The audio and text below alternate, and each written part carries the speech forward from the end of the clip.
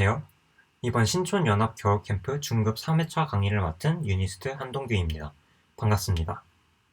이번 시간에는 분리집합과 최소 스패닝 트리에 대해서 알아볼 건데요. 지난 시간에 윤인섭 강사님께서 그리디 알고리즘을 가르쳐 주셨죠. 그래서 이번 시간에 배울 최소 스패닝 트리는 그리디 알고리즘을 쓰는 대표적인 문제입니다. 그래서 이번 시간에 최소 스패닝 트리에 대해서 알아볼 거고, 또 이 문제를 푸는데 분리집합이라는 자료 구조를 사용하게 돼요. 그래서 먼저 분리집합에 대해서도 배워보겠습니다. 일단 분리집합이란 서로 겹치는 원소가 없는 집합들을 관리하는 자료 구조예요. 그래서 이제 오른쪽 그림을 보시면 이 집합과 이 집합에 공통적으로 속한 원소가 없잖아요. 이런 집합을 서로소 집합이라고 부르고 영어로는 disjoint set이라고 불러요. 그래서 분리집합 자료 구조는 영어로 disjoint set data structure가 되는 거죠. 이 분리집합에는 두 가지 연산이 있는데, 첫 번째로 find, 어떤 원소가 속한 집합을, 이 원소가 속한 집합을 찾는 연산이에요. 이 집합이 되겠죠? 이 find 연산은 무엇을 할 수 있냐면 어떤 두 원소가 같은 집합에 속해 있는지 알 수 있어요. 그래서 만약에 두 원소를 이것과 이것으로 골랐다면 왼쪽 원소가 속한 집합은 이 집합이고 오른쪽 원소가 속한 집합은 이 집합이라서 두 집합이 다르죠. 그렇기 때문에 두 원소가 다른 집합에 속해 있다는 걸 알 수 있고, 만약에 두 원소를 이것과 이것으로 골랐다면 find 연산을 했을 때 둘 다 같은 이 집합으로 나타나게 됩니다. 그래서 두 원소가 같은 집합에 속해 있다는 걸 알 수 있어요. 그리고 두 번째 연산으로 유니온이 있는데, 이 유니온은 두 집합을 합치는 연산이에요. 그래서 만약에 이 원소와 이 원소가 유니온으로 입력으로 주어지면 왼쪽 원소가 속한 집합과 오른쪽 원소가 속한 집합을 하나의 집합으로 이렇게 합쳐주는 연산이 유니온 연산이 됩니다. 이렇게 두 가지 연산이 있기 때문에 그 연산의 이름을 따서 유니온 파인드 자료구조라고도 부릅니다. 분리집합이 무엇인지 알아보았는데요. 그러면 이 분리집합을 어떻게 구현해야 할까요? 여러 가지 구현 방법이 있겠지만 대표적인 방법으로 이 집합을 트리 형태로 나타내는 방법이 있습니다. 그것에 대해서 알아보겠습니다. 일단 집합의 원소를 1번부터 10번까지 번호를 붙여서 그 트리의 정점으로 나타내겠습니다. 이런 식으로요. 그리고 그 정점마다 부모 정점을 이렇게 대응을 시켜줄 거예요, 하나씩. 그래서 1번 정점의 부모 정점은 4번 정점이 되고, 4번 정점의 경우에는 부모 정점이 자기 자신이 됩니다. 이런 부모 정점이 자기 자신인 노드들은 각각 트리의 루트가 되는 거죠. 그래서 이렇게 하나로 연결된 트리들을 각각 하나의 집합이라고 생각을 합시다. 그리고 그 집합마다 대표 원소가 이 트리의 루트가 되는 거예요.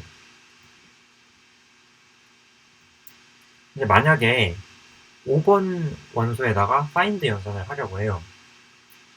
그러면은 그 집합의 대표값인 루트 노드에 있는 4번 정점을 이제 find의 리턴 값으로 갖게 됩니다.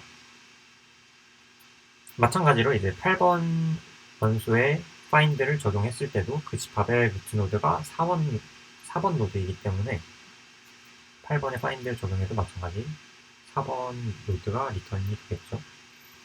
그래서 5번 노드와 8번 노드가 같은 집합에 속해 있다는 걸 알 수 있습니다. 그래서 find 연산을 어떻게 하냐면 이 5번 노드에다가 find 연산을 할 때 부모 노드를 이제 계속 따라가요. 간선을 따라서. 간선을 따라가다가 부모 노드가 자기 자신이 되는 순간 종료를 합니다. 그러면은 그 노드가 루트 노드가 되겠죠. 이런 식으로 find 연산을 수행을 할 수가 있고, 유니온 연산은 이제 5번 노드와 10번 노드를 유니온을 할 거예요. 두 원소를. 그럼 일단 각각이 어떤 집합에 어떤 트리에 속해 있는지를 알아야 되니까 먼저 find를 해서 루트 노드를 찾습니다. 각각 4번과 9번 노드죠. 그런 다음에 이 두 트리를 하나로 합쳐줘요. 어떻게 하느냐? 그냥 루트 노드끼리 이렇게 이어주면 돼요. 이렇게 이어주고 나면 이런 그림이 되겠죠? 그래서 하나의 트리를 만들어주고 하나의 집합으로 합쳐지게 되는 거예요. 이게 유니온 연산입니다. 그런데 이 한 가지 비효율적인 부분이 하나 있어요.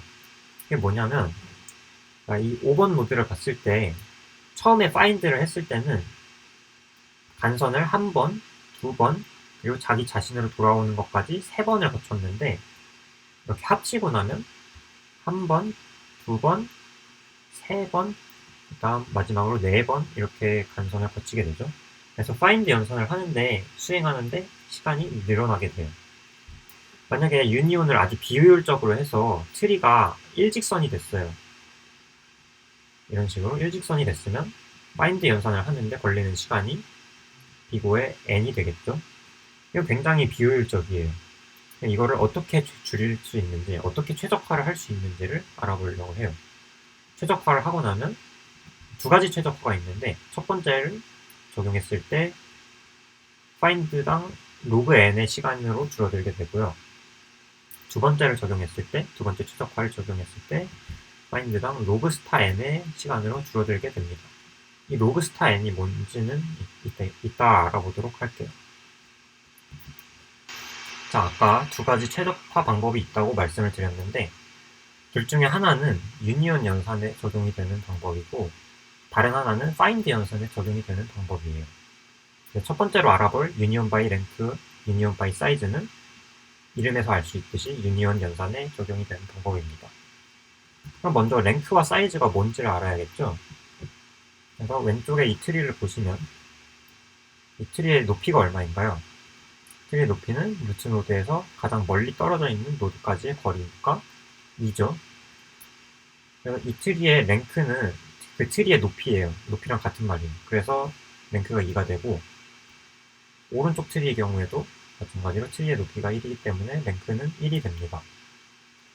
유니온 바이 랭크라는 거는 이제 랭크가 작은 트리를 랭크가 큰 트리 쪽으로 합쳐주는 거예요.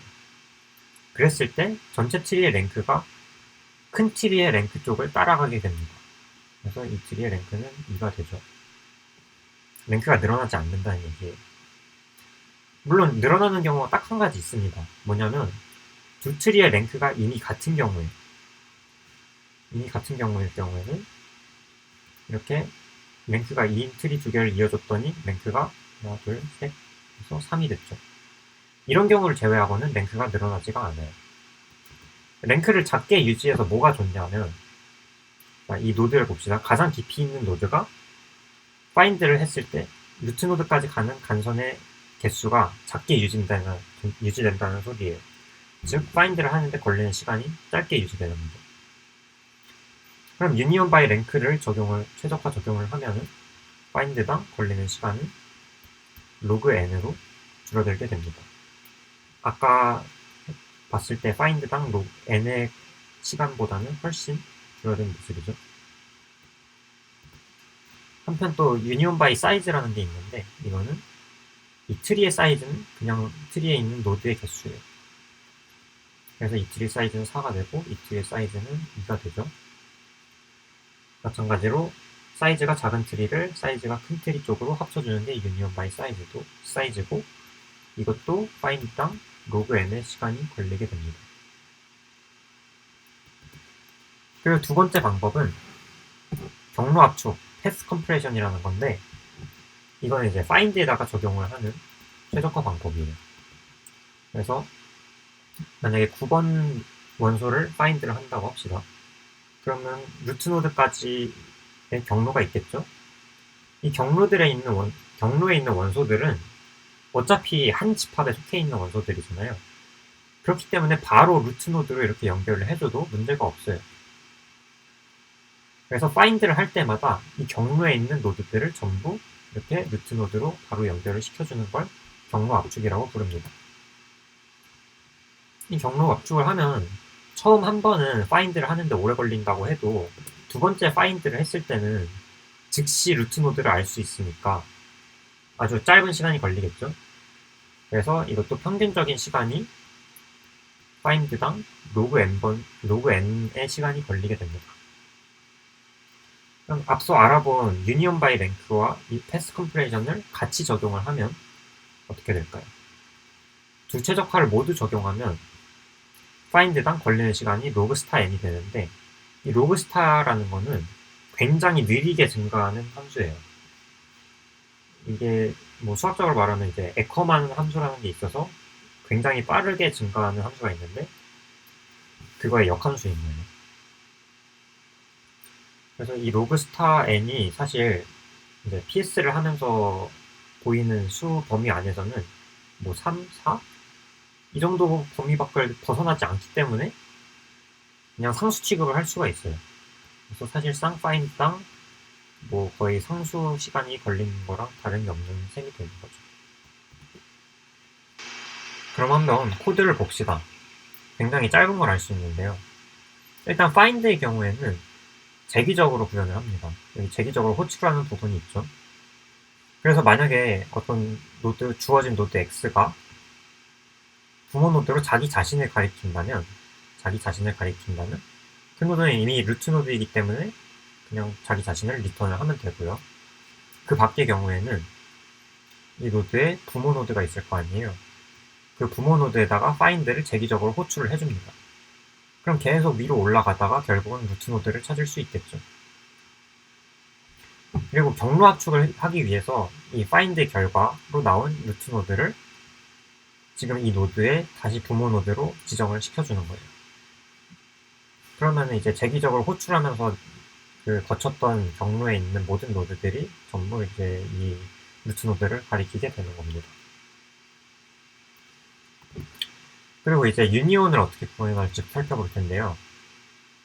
유니온이란 아니라 멀지라는 이름을 썼죠. 왜냐면 C++에서는 유니온이라는 이름이 이미 키워드로 등록이 돼 있어요. 예약이 돼 있어서 쓸 수 없는 이름이에요. 아쉽게도. 그래서 그냥 저는 멀지라는 이름을 쓰고요. 두 원소가 입력으로 주어지는, 먼저 두 원소가 어떤 집합에 속해 있는지 그 루트 노드를 찾아야겠죠. 그래서 이 루트 노드를 찾는 과정이 나와 있고, 만약에 두 원소가 같은 집합에 속해 있다 그러면은 딱히 해줄 일이 없어서 그냥 바로 리턴을 했어요. 이제 x와 y 집합이 있으면은 작은 집합을 큰 집합에 합쳐줄 거잖아요. 그래서 y 집합을 임의로 작은 집합이라고 생각을 할게요. 근데 만약에 사이즈가 y 집합이 더 크다 그러면 그냥 두 집합을 바꿔주면 y 집합을 작게 만들어줄 수 있겠죠.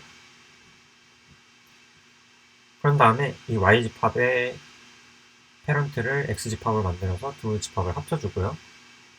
그리고 마지막으로 이 x 위치에다가 사이즈를 저장을 할 거예요. 그래서 x 위치에다가만 사이즈를 업데이트를 해주면 됩니다. 네, 저는 유니온 바이 사이즈가 구현하기 편해서 유니온 바이 사이즈를 썼고요. 자, 그럼 연습 문제를 한번 봅시다. 연습 문제를 설명하기에 앞서 말씀드릴 점이 한 가지 있는데요. 제 강의는 녹화 강의이기 때문에 이제 문제를 풀 시간을 따로 드리지는 않습니다. 그래서 만약에 이 문제를 먼저 풀어보고 풀이를 듣고 싶다 하시는 분들은 일시정지하고 문제를 풀고 난 다음에 다시 강의를 재개해 주시면 되겠습니다. 그래서 이번에 다룰 문제는 사이클 게임이라는 문제입니다. 이 문제에서 묻는 거는 0부터 n-1까지 번호가 붙은 점들이 주어지고 두 점을 연결하는 과정이 순서대로 총 n번 주어질 때 사이클이 생기는 시점이 언제인지를 묻고 있습니다.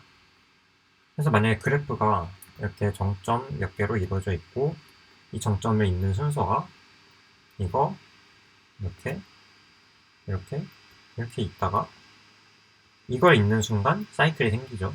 이렇게 사이클이 생깁니다. 이 시점은 하나, 둘, 셋, 넷, 다섯 번째 간선을 잇는 시점이 되겠죠. 그럼 이 사이클이 생기는 시점을 어떻게 알 수 있을까요? 이 간선을 이었을 때 사이클이 생긴다는 말은 원래 이 두 정점이 다른 경로로 이어져 있었다는 얘기입니다. 즉, 이 두 정점이 이미 하나의 연결된 컴포넌트에 속해 있었는데 그 두 정점을 이어버린 거죠. 그래서 사이클이 생긴 거죠. 그럼 이 연결된 컴포넌트를 관리를 해야 되는데 지금 간선을 계속 이어주고 있잖아요. 이어주고 있기 때문에 만약에 컴포넌트가 하나가 이렇게 있고 다른 하나가 또 이렇게 있으면 이 두 컴포넌트 안에 있는 정점들을 이렇게 이어주겠죠. 그럼 이 두 컴포넌트는 합쳐져서 새로운 하나의 컴포넌트가 됩니다. 이 과정이 굉장히 분리집합의 유니온 과정과 비슷하죠.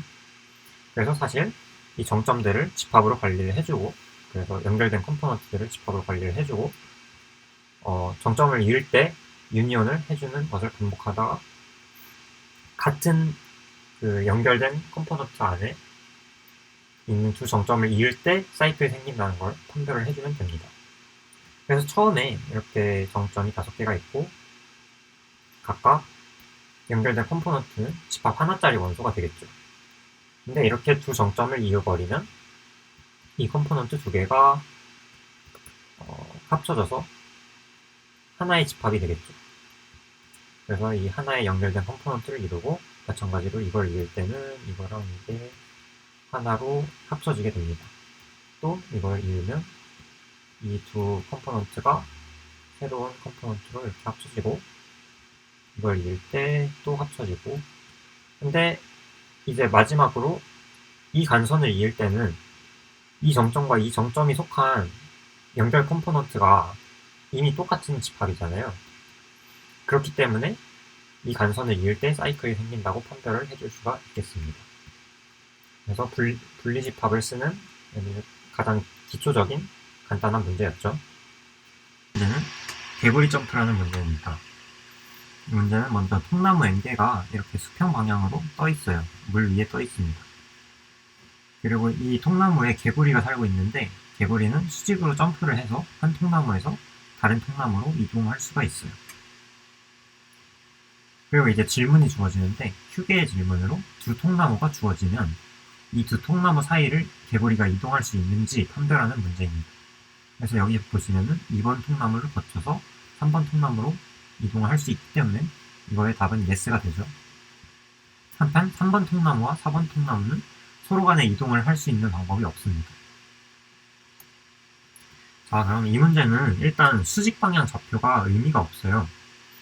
어차피 개구리는 수직 방향으로 얼마든지 무한히 뛸 수 있기 때문에 그냥 이 통나무들이 구간이고 구간이 겹쳤을 때 두 통나무 사이를 이동할 수 있다고 생각을 해주면 됩니다.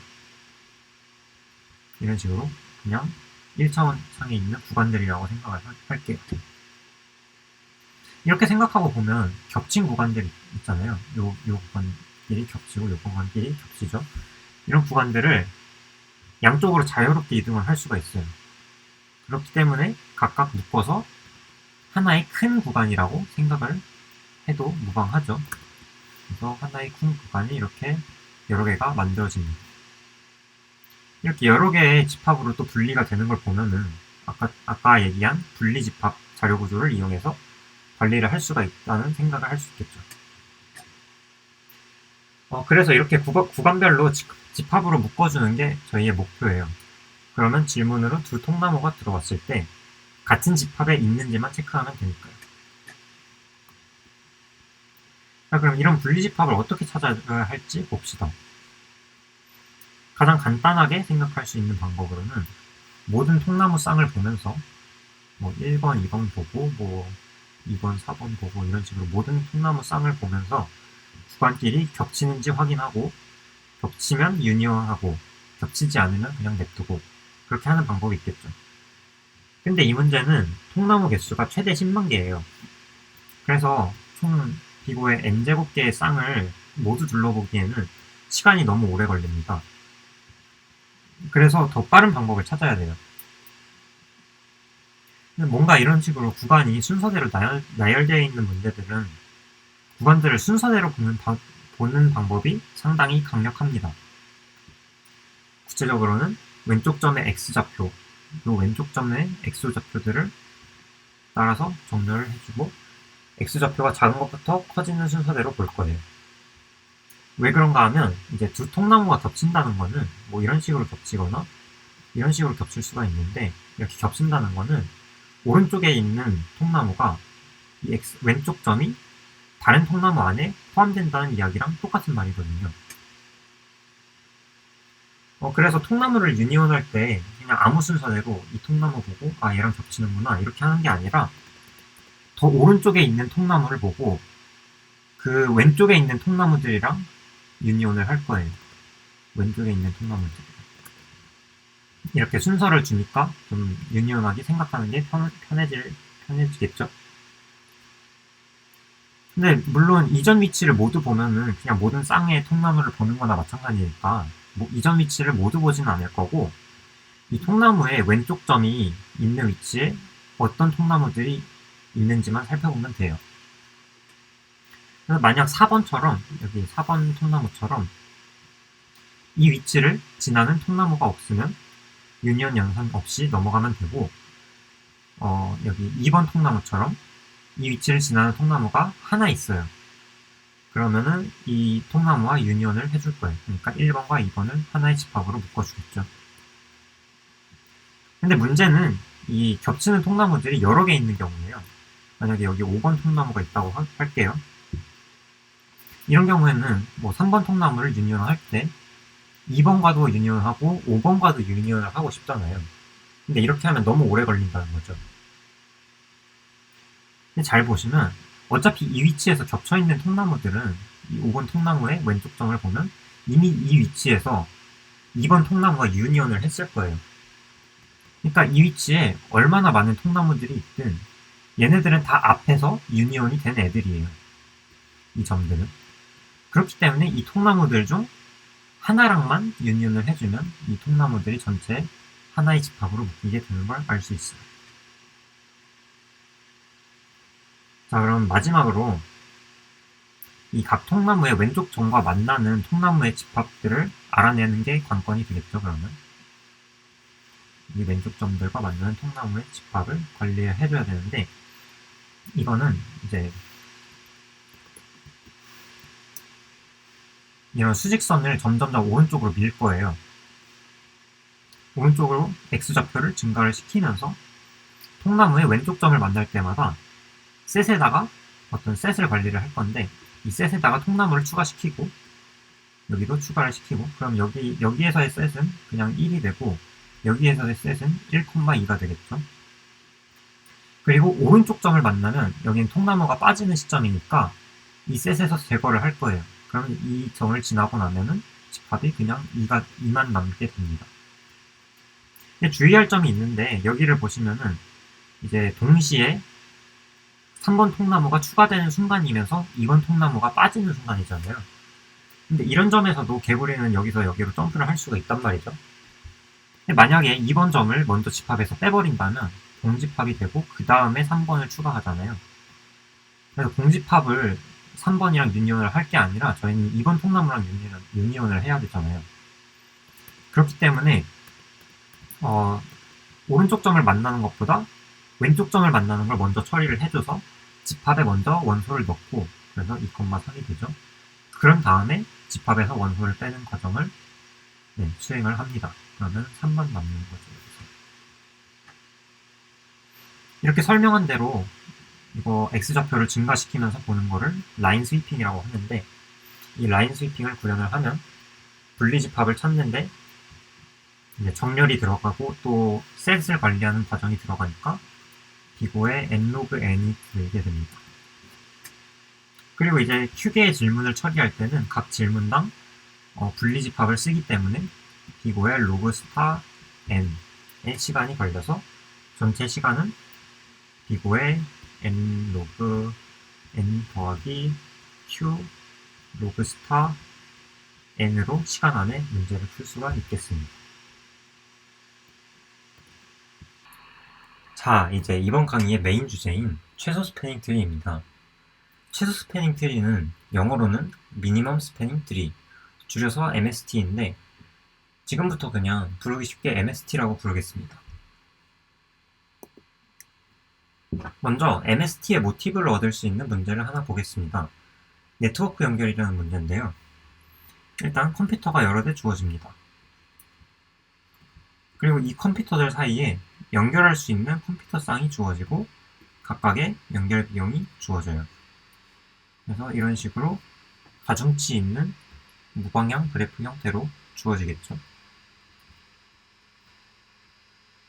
이때 모든 컴퓨터끼리 연결되도록 최소 비용으로 네트워크를 구축하는 게 목표예요. 여기서 컴퓨터끼리 연결되어 있다는 게 무슨 뜻이냐면 이 컴퓨터랑 이 컴퓨터가 연결되어 있다는 것은 두 컴퓨터 사이에 어떤 경로가 존재한다는 뜻이에요. 그래서 경로를 이런 식으로 이어줬다고 하면 이 두 컴퓨터 사이에 경로가 존재하기 때문에 두 컴퓨터가 연결되어 있다고 말을 할 수 있겠죠. 그래서 모든 컴퓨터끼리 연결시키려면 이런 식으로 트리를 구성을 해줍니다. 트리를 구성을 하면 최소한의 간선으로, 최소 개수의 간선으로 모든 컴퓨터를 연결을 해줄 수 있기 때문이에요. 만약에 여기서 간선을 하나 더 추가한다고 생각을 해보면, 그러니까 트리가 아닌 그래프를 만든다고 생각을 해보면 이렇게 사이클이 생길 거고, 사이클에 있는 간선 중에서 아무거나 지워도 모든 네트워크에 있는 모든 컴퓨터는 여전히 연결이 되어 있기 때문에 그냥 최소 개수의 간선을 쓰는 트리로 연결을 해주는 게 항상 이득이겠죠. 근데 이런 트리들이 여러 가지가 있을 거 아니에요. 이런 트리들 중에서 그 최소 비용을 맞춰야 되죠. 최소 비용이라는 건 이제 가중치의 합이 최소가 되는 트리를 찾아야 된다는 얘기인데, 그럼 트리를 어떻게 구성을 해야 될까요? 여기서 등장하는 개념이 바로 MST입니다. 그래서 어떤 무방향 그래프가 있으면은 그 그래프의 서브 그래프 중 모든 정점을 포함하는 트리가 바로 스패닝 트리라고 불러요. 그래서 오른쪽 그림을 보면은 이 그래프의 서브 그래프 중 모든 정점을 포함하는 이렇게 빨간색 트리를 잡을 수 있겠죠. 이런 걸 스패닝 트리라고 부르고, 그런 스패닝 트리 중에서 가중치의 합이 최소가 되는 스패닝 트리를 최소 스패닝 트리, MST라고 부릅니다. 사실 오른쪽에 있는 스패닝 트리는 제가 MST를 찾아서 잡은 거예요. 그래서 이 가중치의 합을 구해보면은 13이 되는데, 여기서 이제 다른 스패닝 트리를 어떤 걸 잡아도 이 가중치의 합이 13보다 작아질 수 없다는 이야기입니다. 그럼 방금 본 네트워크 연결 문제는 모든 컴퓨터를 잇는 트리 형태로 네트워크를 구축해야 되고, 또 연결 비용의 합이 최소가 되어야 되니까 최소 스패닝 트리를 찾는 문제가 되겠죠. 그럼 최소 스패닝 트리가 뭔지는 알았는데 어떻게 찾아야 할까요? 이 최소 스패닝 트리 MST를 찾는 알고리즘은 두 가지가 있습니다. 각각 프림의 알고리즘과 크루스칼의 알고리즘이라고 부르고, 시간 복잡도는 동일하게 B5에 E 로그 V가 걸려요. 여기서 E는 엣지의 개수고 V는 정점의 개수겠죠. 크루스칼의 알고리즘의 경우에는 앞서 소개한 분리집합 자료구조를 쓰는데, 프림보다 이제 구현하기가 더 편리해서 문제 풀이를 할 때 더 자주 쓰입니다. 하지만 뭐 둘 다 알아서 나쁠 건 없기 때문에 이번 강의에서는 둘 다 소개를 하겠습니다.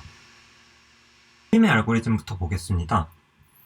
프림의 알고리즘은 이렇게 시작 정점을 하나 잡고 이 시작 정점에서 시작해서 점점 트리가 커버하는 정점을 늘려나가는 방식입니다. 이거를 씨앗이라고 생각하고 여기서 트리가 자라난다고 생각하면 편해요. 그래서 이 시작 정점에서 뻗어나갈 수 있는 간선들은 이 간선과 이 간선이 있겠죠? 이렇게 파란색 간선으로 색칠을 해줬습니다. 이런 모든 파란색 간선 중에서 가장 가중치가 작은 것을 하나 골라서 그 방향으로 트리가 뻗어나갈 거예요. 그래서 여기서 이제 가중치가 작은 걸 고르면 이쪽 간선이 되겠죠? 그래서 이 방향으로 트리가 뻗어나갑니다. 그럼 이렇게 점점이 두 개인 트리로 자라났고, 또 트리가 확장될 수 있는 파란색 간선도 새로 생겼습니다. 이 정점을 추가를 했기 때문에 인접한 간선들을 전부 파란색 간선으로 추가를 해줬죠. 그럼 이 과정을 계속 반복을 해줍시다. 여기서는 이제 가중치가 최소인 파란 간선이 두 개가 있는데 이 중에서는 아무거나 골라주시면 됩니다. 그래서 저는 오른쪽 간선을 한번 골라보겠습니다. 이쪽 방향으로 또 트리가 자라나죠. 그리고 후보 간선인 파란색 간선도 또 이렇게 만들어줍니다. 이제 또 파란색 간선 중에서 가중치가 최소인 것을 찾아보면 이 간선이 있는데, 이 간선으로 또 트리를 자라게 만들어 봅시다. 그리고 또 이제 이 중에서 파란색 간선 중에서 가중치가 최소인 걸 찾아보면 이 간선 방향으로도 또 트리를 자라게 만들 수 있겠죠.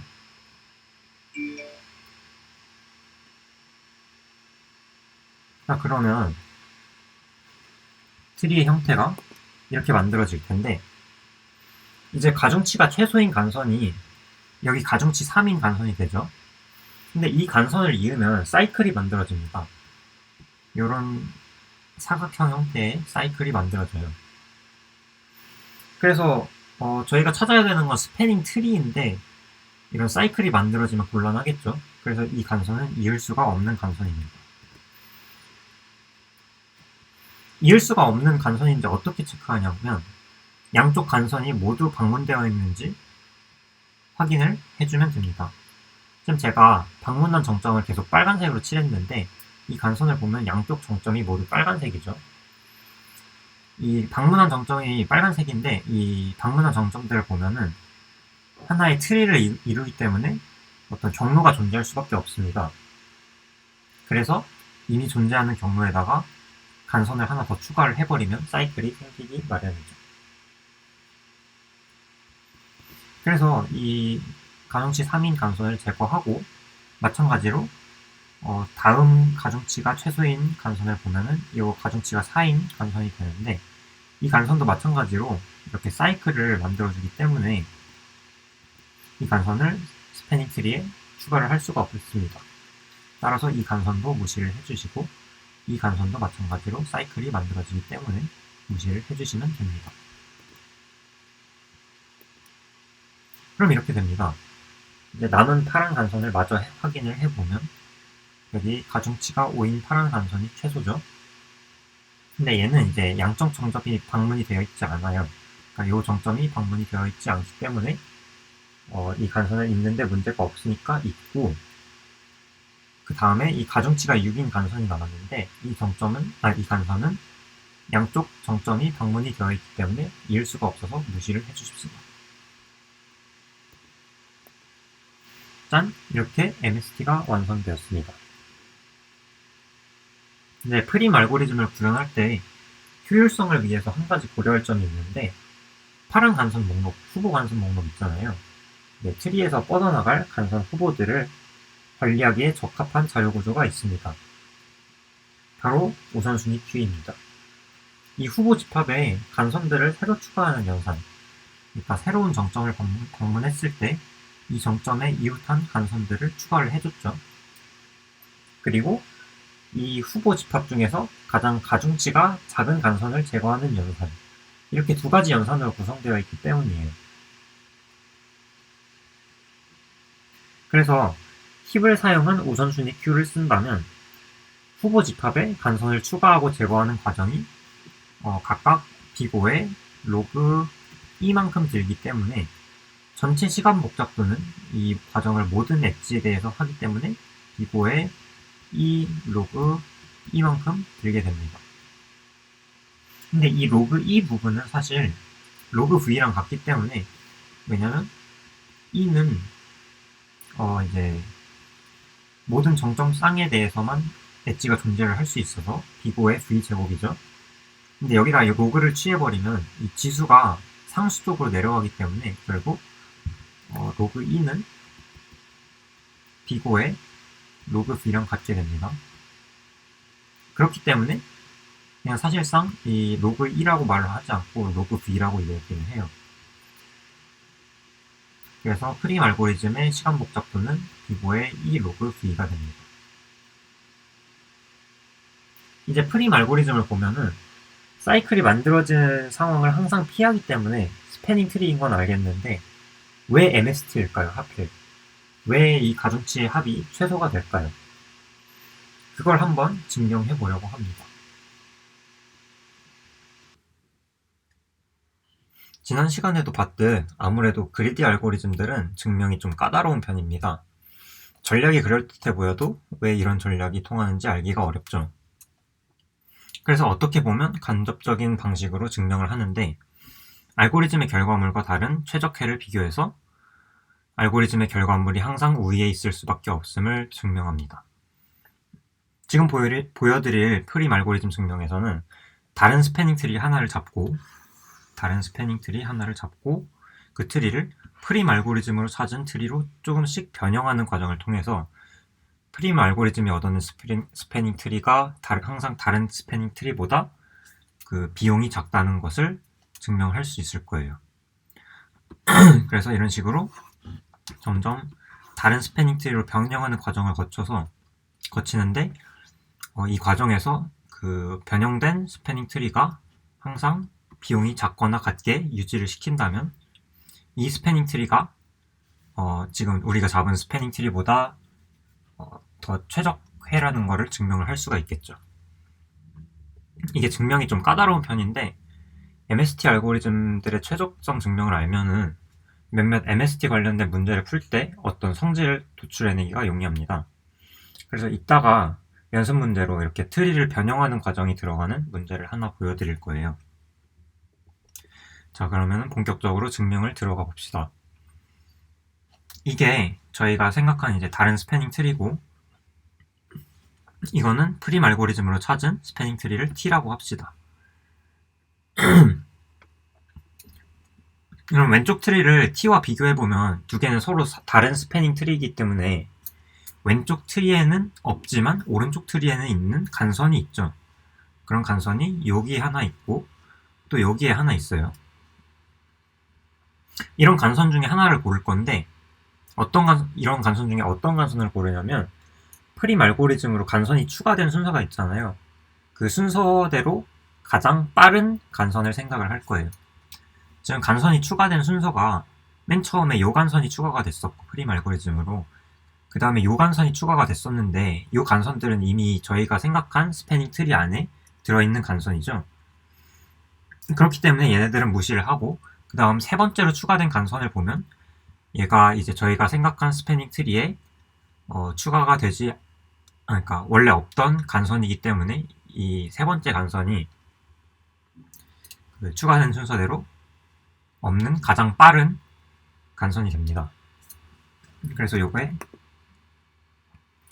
세 번째 간선을 요 스패닝 트리에다가 한번 추가를 해볼 거예요. 이 트리에 추가를 한 다음에 뭘 할 수 있는지 한번 살펴봅시다. 보시다시피 사이클이 하나 만들어집니다. 이게 굉장히 중요한 성질인데요. 트리에다가 간선을 하나 더 추가하면 항상 사이클이 딱 하나 생깁니다. 그럼 이 사이클에서 간선 하나를 지워서 다른 스패닝 트리를 만들 수가 있어요. 그래서 이 사이클 4개의 간선 중에서 아무거나 하나를 지워도 스패닝 트리가 되죠. 근데 어떤 간선을 지울 거냐면 우리가 보면은 이 집합은 처음에 프림 알고리즘으로 그 트리를 키워나가던 과정에 있는 그 집합이잖아요. 그리고 이 집합에서 후보 간선들을 고려를 해줬죠. 이 집합에 밖으로 나가는 후보 간선들이 쭉 있으면은 그 중에서 최적인 거를 골랐단 말이에요. 그러니까 최적이 아니라 가중치가 최소인 거를 골랐단 말이에요. 근데 지금 이 사이클을 또 보시면은 다른 간선이 하나 더 있어요. 이 집합에 밖으로 나가는 다른 간선이 하나 더 있죠. 왜냐하면 이 사이클이 이 집합의 안에서 시작해서 밖으로 나간 다음에 다시 안으로 들어오잖아요. 이렇게. 그렇기 때문에 밖으로 나가는 간선이 하나가 있으면 안으로 들어오는 간선도 하나 있어야 돼요. 사이클에 이렇게 집합의 안과 밖을 연결해주는 간선이 최소 2개가 있고 그 중에 하나가 지금 저희가 추가한 간선이 되는 거죠. 그러면 이 프림 알고리즘의 과정에서 이 간선은 밖으로 나가는 최소의 가중치가 최소인 간선이기 때문에 이 간선의 가중치보다 작거나 같을 수밖에 없어요. 가중치가. 그럼 이 간선을 한번 제거를 해봅시다. 그럼 어떤 일이 일어나냐면 새로운 스패닝 트리가 생기는데 지금 이 추가된 간선이 삭제된 간선보다 가중치가 작거나 같다고 얘기했었죠. 그렇기 때문에 이 스패닝 트리는 앞선 스패닝 트리보다 가중치가 작게 됩니다. 근데 단순히 가중치가 작은 스패닝 트리를 만들었다 해서 끝나면 안 되겠죠. 왜냐면 이 스패닝 트리를 또 변형하고 하다가 요 프림으로 만든 t로 변형을 시켜줘야 되기 때문이에요. 그래서 보시면은 지금 파란색 간선이 하나가 더 추가됐잖아요. 지금 이 파란색 간선이 뭘 의미하는 거냐면 저희가 갖고 있는 이 스패닝 트리와 이 프림으로 만든 스패닝 트리의 첫 몇 개 간선, 공통된 간선을 나타낸 거예요. 근데 맨 처음에 봤던 이 스패닝 트리는 공통된 간선이 2개였고 세 번째 프림에서 추가된 간선이 저희 스패닝 트리에 없었잖아요. 근데 이렇게 새로 만들어진 스패닝 트리에서는 첫 3개의 간선이 이렇게 공통된 간선임을 알 수 있어요. 그러니까 결국은 저희 스패닝 트리에는 없지만 프림에는 있는 간선에 나타나는 위치가 점점점 늦어지게 되는 거고, 결국에는 이 스패닝 트리, 프림으로 찾은 스패닝 트리와 같아지게 될 거예요. 한 번 더 진행을 해볼까요? 이 과정을. 이제 프림으로 찾은 간선이 이게 첫 번째, 이게 두 번째, 이게 세 번째고, 그 다음에 네 번째 간선이 이 간선이었잖아요. 그럼 이 간선을 한번 추가를 해봅시다. 추가를 하고 나면은 이제 사이클이 생기는데, 이 사이클을 보면은 이 집합에서 나가는 간선들을 생각을 해야죠. 나가는 간선이 요 간선이 있고 또 요 간선이 나가는 간선이 있어요. 그러면 이 집합에서 나가는 간선 중에 가중치가 최소인 간선을 선택했기 때문에 이 간선의 가중치는 이 간선의 가중치보다 작거나 같을 수밖에 없죠. 그래서 이 간선을 추가를 하고 이 간선을 삭제를 하면 또 다른 새로운 스패닝 트리가 만들어짐을 알 수 있습니다. 근데 이렇게 만들어진 스패닝 트리를 보면은 이제 이 t랑 완전히 같아졌어요. 그래서 결국 저희는 아무 스패닝 트리나 점점 변형하는 과정을 거쳐서 t라는 스패닝 트리, 프림으로 찾은 스패닝 트리로 변형할 수 있다는 것을 증명한 셈이죠. 그리고 그러면 그 과정에서 가중치가 점점 감소하기 때문에 결국에는 어떤 스패닝 트리를 가져와도 이 t의 전체 가중치 합보다 크거나 같다는 걸 알 수 있어요. 그래서 t는 최소 스패닝 트리라는 점이 증명이 됐습니다. 와, 짝짝짝. 이 증명을 보여드리는 거는 뭐 증명을 완벽하게 이해하라는 얘기는 아니에요. 뭐 물론 완벽하게 이해하면 더 좋지만 저도 나중에 다시 자세한 증명을 물어보면 꼭 까먹더라고요. 근데 이 증명의 핵심 과정인 간선을 추가해서 사이클이 만들어지고 이렇게 추가해서 사이클이 만들어지고 그 사이클에서 다른 간선을 하나 지워서 새로운 스패닝 트리를 만들 수 있다는 점은 꼭 기억을 해두시는 게 좋습니다. 이게 MST 관련 성질들을 보이는데 요긴하게 쓰이고 또 이따 볼 문제에서 중요한 장치로 작용하거든요.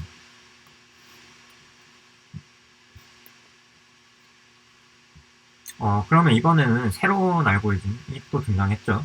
크루스칼 알고리즘을 한번 살펴볼게요. 이번에는 트리를 늘려나가는 방식이 아니라 아주 직관적이에요. 전체 간선을 가중치가 작은 것부터 큰 것까지 순서대로 정렬해서 순서대로 추가해주는 알고리즘입니다. 일단은 전체 간선 중에서 가장 가중치가 작은 간선은 이 간선이죠. 그래서 이 간선을 추가해 줍시다. 그럼 이 두 정점이 하나의 연결된 컴포넌트로 묶이게 됩니다. 그러면 아까 본 사이클 게임 문제처럼 이제 간선을 하나둘씩 추가하는데 그 과정에서 사이클이 생기냐 마냐를 판별을 해줘야 될 거 아니에요. 그래서 아까 본 사이클 게임 문제가 생각나는 부분이죠. 그래서 이 연결된 컴포넌트를 하나의 분리집합으로 묶어줄 거예요. 분리집합 자료구조로 관리를 해줄 거예요. 그러면은 간선을 추가할 때마다 정점을 유니온을 해줘야겠죠. 그럼 같은 집합에 속한다는 걸 알 수 있고, 그래서 계속 진행을 해봅시다. 그 다음 가중치가 작은 간선이 요 간선이잖아요. 요 간선을 또 추가를 하고 요 두 개를 묶어주고요. 그 다음에 또 요 간선을 추가하고 이제 요 집합들을 이렇게 묶어줍니다. 그렇게 묶어주고 나면 이런 그림이 되겠죠. 이렇게 중간 과정을 보시면 크루스칼 알고리즘은 이런 식으로 중간 과정에 연결된 트리가 아니라 여러 개의 트리가 공존하는 포레스트 형태를 띱니다. 또 마찬가지로 그 다음 가중치가 작은 간선을 요것과 요것이 있는데 둘 중에 아무거나 하나 이어줍시다. 이렇게 이어주면 이런 그림이 되고, 이제 그 다음 가중치가 작은 간선을 보면 요 간선이 되는데, 이 간선을 이었을 때 사이클이 만들어진다는 걸 알 수 있어요. 왜냐? 요 트리가 지금 하나의 연결된 컴포넌트로 묶여있기 때문에, 그러니까 분리집합에서 하나의 집합에 속한다는 것을 알 수 있기 때문에 이 간선을 연결하면 사이클이 만들어진다는 걸 알 수 있죠. 또 얘기하지만 아까 본 사이클 게임 문제와 똑같은 얘기죠. 그래서 이 분리집합 자료구조에서 같은 집합에 속해 있는지를, 양쪽 정점이 같은 집합에 속해 있는지를 보면 돼요. 그래서 같은 집합에 속해 있기 때문에 사이클이 만들어져서 이 간선은 추가하지 못한다 라고 제외를 할 수 있는 거고, 마찬가지로 그 다음 작은 간선을 봐도 이것도 추가하지 못해요. 왜냐면 여기 사이클이 생겨서 여기도 추가하지 못하고, 이런 식으로 간선들을 무시를 해줍니다. 그럼 이렇게 되겠죠. 이제 나머지 간선인 가중치가 5인 간선과 6인 간선을 차례로 추가를 해주고, 6인 간선은 이제 무시를 하게 되겠죠. 그러면 짠! MST를 찾았습니다. 크루스칼 알고리즘은 증명이 프림 알고리즘과 상당히 비슷하기 때문에 따로 다루지는 않을게요. 궁금하신 분들은 직접 증명하시거나 찾아보시고, 아니면 저한테 슬랙에다가 질문을 해주셔도 좋습니다. 이 증명 과정은 약간 프림 알고리즘에서 트리로 연결된 집합을 잡을 수가 없잖아요. 프림 알고리즘에서는 이렇게 트리로 연결된 집합을 잡았다면, 크루스칼은 이제 중간 과정이 포레스트로 나타나니까 그렇게는 안 되지만, 대신에 간선을 이렇게 연결을 할 때 만약에 이쪽 간선이 이거밖에 없었어요. 그래서 이런 연결된 집합이 있었어요. 그럼 이 집합에 대해서 나오는 간선들을 비교를 해주면 됩니다. 이렇게 집합을 잡는 방법의 차이를 제외하고는 증명 과정이 거의 동일하다고 보시면 되겠습니다. 이제 대망의 마지막 연습 문제, 레드블루 스패닝 트리를 살펴봅시다. 지금까지는 레드블루 스패닝 트리라는 문제고, 빨간색과 파란색 간선으로 이루어진 그래프가 주어집니다. 그래서 여기 보시면 색깔이 있죠, 이렇게 간선들을. 그리고 파란색 간선이 정확히 K에 있는 스패닝 트리가 존재하는지 판별하는 문제입니다. 예를 들어서 파란색 간선이 3개가 있는 스패닝 트리를 찾아라 라고 하면 뭐 이런 식으로 간선들을 골라서 스패닝 트리를 만들어줄 수 있겠죠. 그래서 지금까지는 가중치가 있는 그래프를 봤는데 갑자기 가중치가 아니라 색깔이 주어졌어요. 그럼 이 색깔을 한번 가중치로 치환을 해줍시다. 문제에서 묻는 게 파란색 간선이 정확히 K개에 있는 스패닝 트리라고 했잖아요. 정확히 K개, 파란색 간선이. 그럼 파란색 간선에다가 가중치를 1을 줘요. 그리고 빨간색에다가는 0을 줘요. 그러면 가중치의 총합이 K가 되는 스패닝 트리를 찾는 문제가 되겠죠. 근데 이 문제는 뭔가 최적화를 하는 문제가 아니고 그냥 스패닝 트리를 찾긴 찾는데 가중치 합이 정확히 K인 걸 찾으라고 했잖아요. 최소인 걸 찾는 게 아니라. 근데 그럼에도 MST 알고리즘이 필요한 이유는 뭐냐면 가중치가 K인 스패닝 트리를 만들 수 있는 조건이 일단 뭔지를 생각을 해볼게요. 만들 수 있으려면 최소 가중치로 가능한 것들과 최대 가능치로 가능한 거에 사이에 있어야겠죠. 이제 최대 스패닝 트리는 저희가 안 배웠는데 이건 뭐냐면은 아까 이제 크루스칼이나 프림 알고리즘을 적용할 때 가중치가 사실 음수여도 상관이 없어요. 그렇기 때문에 이제 모든 가중치의 부호를 뒤바꿔 준 다음에 최소 스패닝 트리 MST를 찾고 나면 이제 그게 최대 스패닝 트리의 원래 그래프의 최대 스패닝 트리에 대응되는 스패닝 트리가 되겠죠. 아니면 그냥 이제 최소 스패닝 트리를 구할 때 계속 간선이 최소인 것들을 찾아줬는데 최대 스패닝 트리를 구할 때는 마찬가지로 간선이 계속 최대인 거를 찾아주기도 가능합니다. 그래서 이런 조건이 필요하다는 건 알겠는데 이 조건만 만족하면 될까요? 이제 그걸 생각을 해봐야 돼요. 보통은 필요 조건을 찾는다고 해서 그게 충분 조건이 되지는 않으니까요. 근데 놀랍게도 이 문제는 다른 조건이 필요하지 않다는 것을 보일 수가 있어요. 자, 여기서 바로 앞서 소개한 스패닝 트리를 조금씩 변형하는 과정을 사용을 할 거예요. 이제 최소 스패닝 트리가 있고, 최소 스패닝 트리가 여기는 뭘까요? 빨간색 간선을 최대한 쓰고, 그 다음에 이 간선까지 사용을 한 이런 트리가 최소 스패닝 트리가 되겠죠. 그때 가중치의 합은 1이 되고요.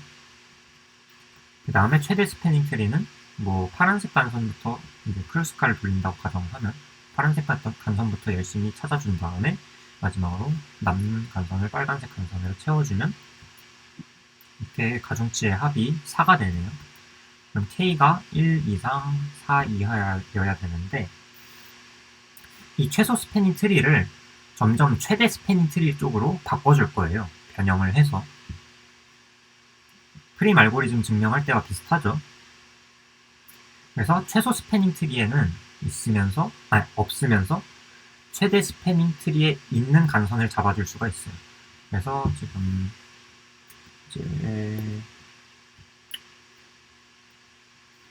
이게 최소 스패닝 트리를 이렇게 잡았다고 하면 아까 최대 스패닝 트리에 이런 간선이 있었잖아요. 그래서 이 간선을 추가를 해주면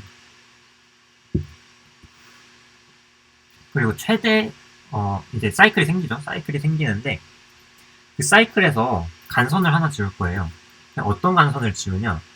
이번엔 복잡하게 막 집합 잡고 그런 거 할 필요 없이 그냥 최대 스패닝 트리에 없었던 간선을 하나 지워요. 이 간선이 없었거든요. 최대 스패닝 트리에 이렇게 있는데 이건 아니지. 이렇게 돼 있는데 이 간선을 지웠어요.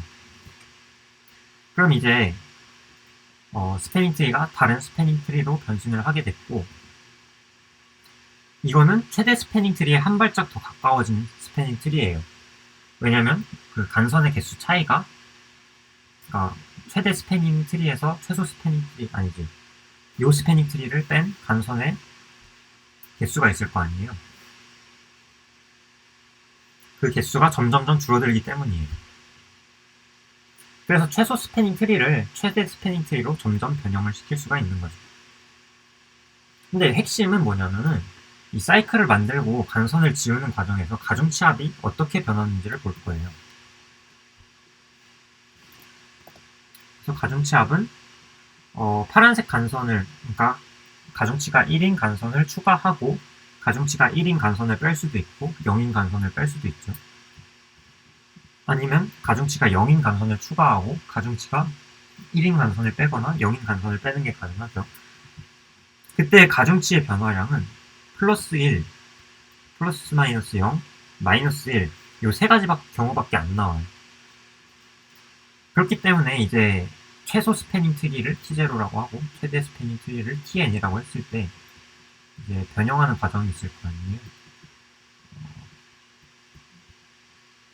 이런 식으로 변형하는 과정이 있으면은 그때 가중치의 합은 이제 최소 스패닝 트리의 가중치의 합이 1이었고 최대 스패닝 트리의 가중치의 합이 4였으니까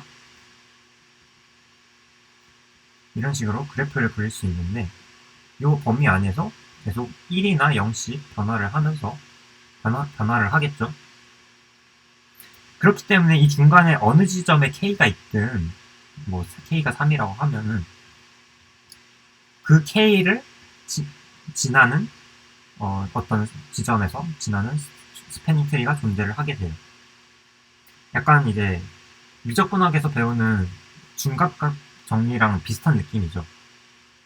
중간값 정리도 이제 연속된 그래프가 있으면은 연속된 함수가 있으면은 그 왼쪽 점과 오른쪽 점의 중간에 있는 점, 이 점을 지나는 x 좌표가 존재한다는 정리잖아요. 마찬가지로 이것도 플러스 1씩 또는 마이너스 1씩 변화를 하기 때문에 자연수 범위 안에서는 약간 연속인 거나 다름이 없죠. 그래서 K가 이 범위 안에 있기만 하면 가중치합이 K인 스패닝 트리는 이 t0부터 tn 중 어딘가에는 존재할 수밖에 없습니다.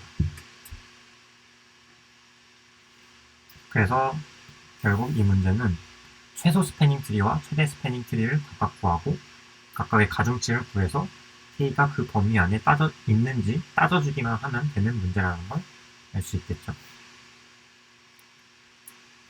자, 이로써 강의를 마치도록 하겠습니다. 여기 보이는 문제들은 앞에서 다룬 연습 문제들이고요. 이 출석 문제들 중 2문제 이상을 풀어야 출석이 인정된다는 점 꼭 기억해 주시기 바랍니다.